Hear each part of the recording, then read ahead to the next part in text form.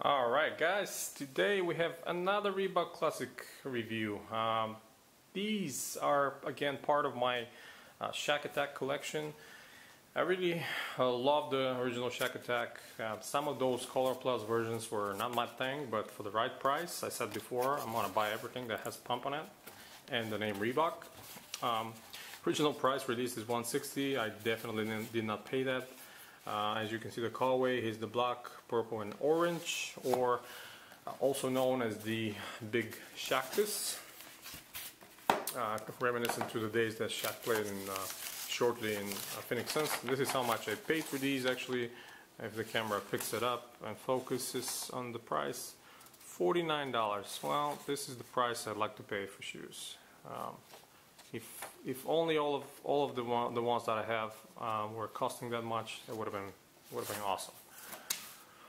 So, you know, realistically, the material used on these and the other Reebok retros are so nice that even the normal retail price is fair, and you know, other brands should take notice and definitely make shoes using the same materials and pricing lower than they are already, but we know how that works.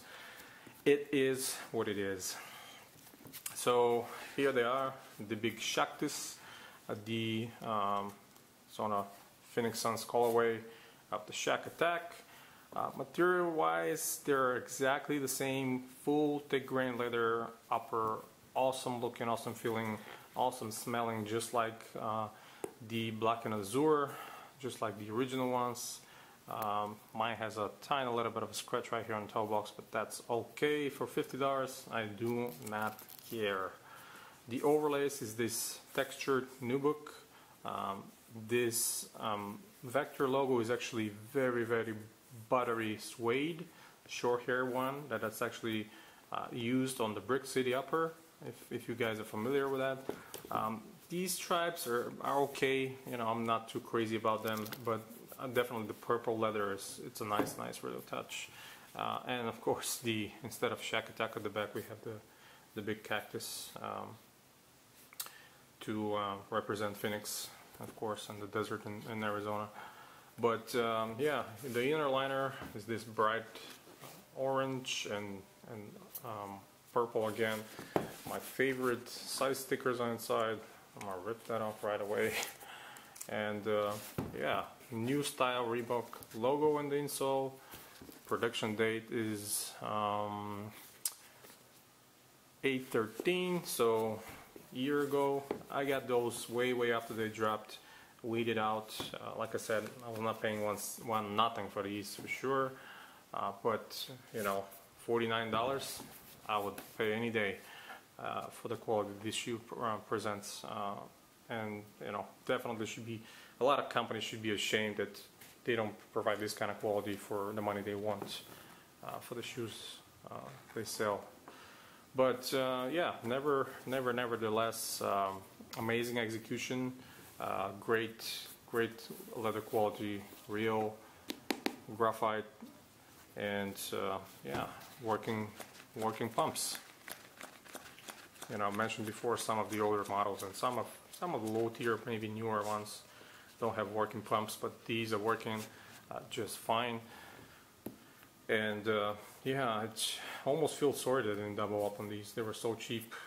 I could definitely rock a pair, but you know, these probably gonna stay in my collection just as a display item of what Reebok were able to do with this shoe. You know, to be honest, I'm not sure if those dropped back in the day. Let's say when the original ones dropped in you know, not an Orlando colorway, I wonder how people would have accepted that. But I kind of like the color blockings here. You know, this orange and purple kind of fit really nice, outsole as well. But